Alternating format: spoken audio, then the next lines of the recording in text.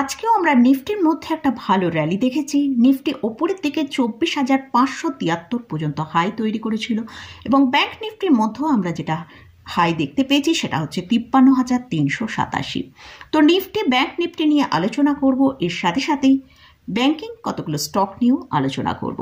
তাহলে ভিডিওটা শুরু করা যাক। আমি নিরুপমা, শেয়ার শেখো চ্যানেলের পক্ষ থেকে সকল বন্ধুদের স্বাগত জানাই। আর চ্যানেলে যদি ফার্স্ট টাইম ভিজিট করে থাকেন তাহলে অবশ্যই চ্যানেলটা সাবস্ক্রাইব করে নেবেন আর পাশে থাকা বেল আইকনটা প্রেস করে রাখবেন। আমি ভিডিও আপলোড করার সাথে সাথে আপনাদের কাছে ভিডিওটা পৌঁছে যাবে। আমরা গতকালও নিফটিকে দেখেছি, নিফটি যে ইম্পর্টেন্ট লেভেল 24,350-এর কে ব্রেকআউট দিয়ে নিফটি ওপরের দিকে ভালো মুভ করেছিল। নিফটি ক্লোজিং টাইমে ক্লোজও দিয়েছিল 24,457। তো আজকেও দেখলাম নিফটি কিন্তু সেটা কন্টিনিউ করলো এবং হাই যেটা তৈরি করেছে সেটা হচ্ছে 24,573।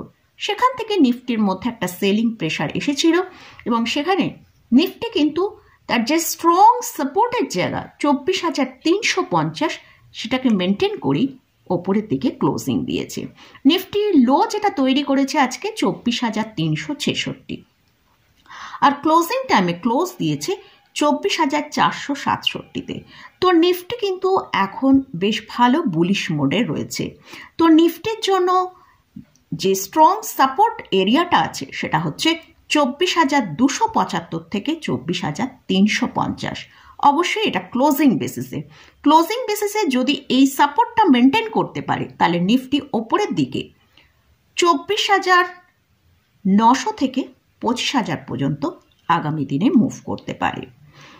তো আমরা যদি একবার গ্লোবাল মার্কেটের দিকে ফোকাস করি, সেখানে ডাউ জোন ন্যাসড্যাকের ফিউচার পজিটিভে ট্রেড করছে এবং ইউরোপ মার্কেটও কিন্তু একটা ফ্ল্যাট টু পজিটিভে ট্রেড করছে। এছাড়াও এশিয়া মার্কেট ভালো পজিটিভে ক্লোজ দিয়েছে। তো আগামীকালও আমরা হয়তো নিফটির মধ্যে এই বুলিশ মোডটা দেখতে পারি, কন্টিনিউ রয়েছে। নিফটি জন্য যে সাপোর্টটা বললাম নিচের দিকে 24,275 থেকে 24,350, এই সাপোর্টটা মেনটেন করে যদি রাখতে পারে তাহলে ওপরের দিকে আমরা নিফটিকে 24,550 থেকে 600 পর্যন্ত আগামীকাল উপরের দিকে মুভ করতে দেখতে পারি। এবারে আসছি ব্যাংক নিফটি। ব্যাংক নিফটিও নিফটির থেকে কিন্তু ভালো একটা ট্রেড আজকে আমরা ব্যাংক নিফটির মধ্যে দেখেছি। ব্যাংক নিফটির আজকে এক্সপায়ারি ছিল। ব্যাংক নিফটি যে হাইটা আজকে তৈরি করেছে 53,387, ক্লোজিং টাইমে এর কাছাকাছি আমরা ক্লোজিং পেয়েছি, সেটা হচ্ছে 53,266। আর ব্যাংক নিফটিতে যেরকম কারেকশানটা এসেছিল সেটা কিন্তু ব্যাংক নিফটিতেও আজকে ইন্টারডে বেসিসে একটা কারেকশান দেখেছি, সেটা 52,685। ব্যাংক নিফটির জন্য এখন যেটা স্ট্রং সাপোর্ট রয়েছে 52,650 থেকে 700। এর ওপরেই যদি ব্যাংক নিফটি মেনটেন করে তাহলে ওপরের দিকে আমরা ব্যাংক নিফটিকে 53,800 থেকে 53,900 পর্যন্ত ওপরের দিকে মুভ করতে দেখতে পারি। আর ব্যাংক নিফটি যদি 52,650-এর নিচে ট্রেড করে সেক্ষেত্রে আমরা ব্যাংক নিফটিকে 52,150 পর্যন্ত নিচের দিকে আসতে পারে। 6 ডিসেম্বর আরবিআইয়ের পলিসি আছে, এর ইম্প্যাক্টটাও কিন্তু আমরা ব্যাংক নিফটির উপর একটা দেখতে পেতে পারি।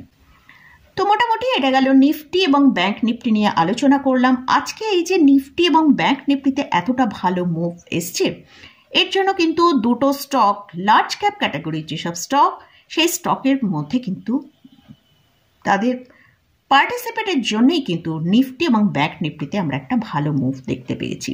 একটা হচ্ছে টিসিএস আর একটা হচ্ছে এইচডিএফসি ব্যাংক। তো এই যে এইচডিএফসি ব্যাংক এবং টিসিএসে এতটা মানে ভালো পজিটিভে ট্রেড করেছে, তার জন্যই কিন্তু নিফটি এবং ব্যাংক নিফটিতেও আমরা একটা ভালো ট্রেড দেখতে পেয়েছি। তো এইখান থেকে মনে হচ্ছে যে হয়তো এফআইসরা এখন ভালো একটা বাই ইন্ডিয়ান মার্কেটে করছে, তো কারণ এগুলো একটা লার্জ ক্যাপ স্টকের দিকেই ওরা বেশি ফোকাসে রাখে। তো যাই হোক, এইসব স্টককে আমরা ফোকাসে রাখবো। এবারে আসছি কিছু ব্যাংকিং স্টক নিয়ে আলোচনা করব।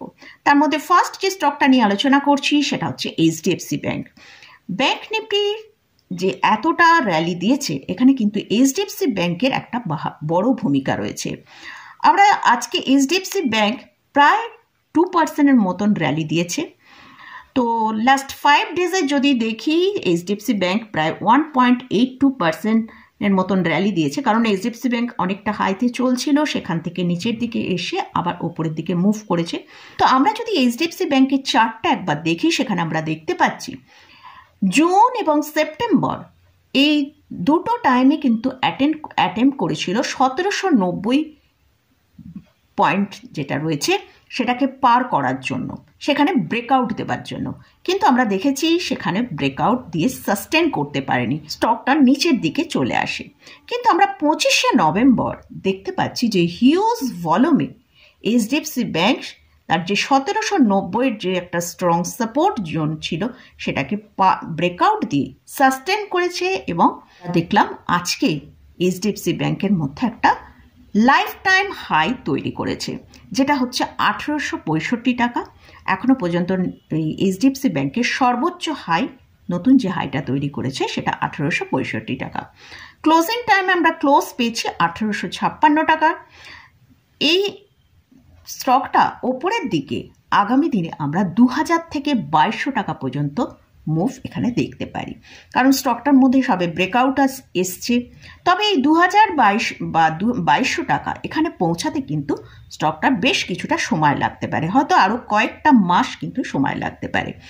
যারা এই স্টকটা হোল্ড করে রেখেছেন অবশ্যই লং টার্মের জন্য হোল্ড করে রাখুন, স্টকে একটা বড় মুভ আসার চান্স রয়েছে। আর শর্ট টার্মের জন্য এই স্টকের যে সাপোর্টটা আছে সেটা হচ্ছে 1776 টাকা।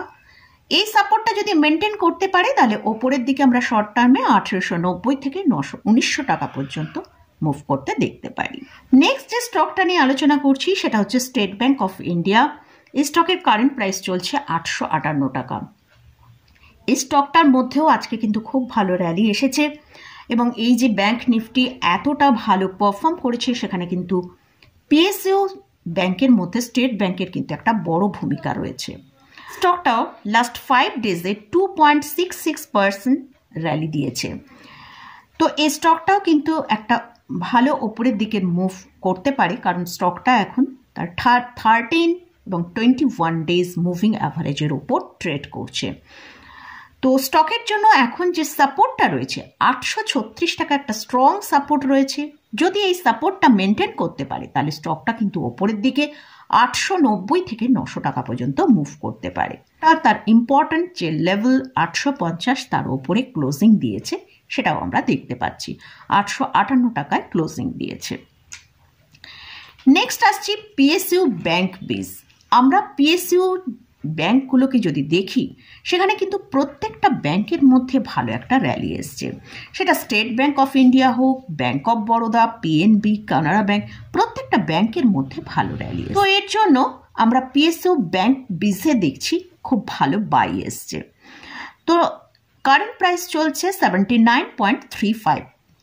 পিএসইউ ব্যাংকিং স্টকের মধ্যে যেহেতু ভালো র্যালি হয়েছে সেই জন্য কিন্তু এই পিএসইউ ব্যাংক বিজে আমরা আজকে 2.37% র্যালি দেখেছি। তো এই পিএসইউ ব্যাংক বিজে শর্ট টার্মের জন্য যে সাপোর্টটা রয়েছে সেটা হচ্ছে 76 টাকা। যদি মেনটেন করতে পারে তাহলে কিন্তু শর্ট টার্মে এই পিএসইউ ব্যাংক বিজকে আমরা 84 টাকা 90 পয়সা পর্যন্ত মুভ করতে দেখতে পারি। তো মোটামুটি এটা গেল। আর পিএসইউ ব্যাংক বিজ যাদের হোল্ডিংয়ে আছে অবশ্যই লং টার্মের জন্য হোল্ড করতে পারেন। তো মোটামুটি বিভিন্ন স্টক ইন্ডেক্স নিয়ে আলোচনা করলাম। এই স্টক বা ইন্ডেক্সে কোথাও কোনো রেকমেন্ডেশন আমি করছি না, জাস্ট এই স্টক বা ইন্ডেক্স আমার ওয়াচ লিস্টে রয়েছে, সেটাই আমি আপনাদের সাথে শেয়ার করলাম। এই ইন্ডেক্স বা স্টকে কোথাও কোনো বাই করতে চান তার আগে ভালো করে চার্ট অ্যানালিসিস করে নিয়ে তারপরই বাই করবেন।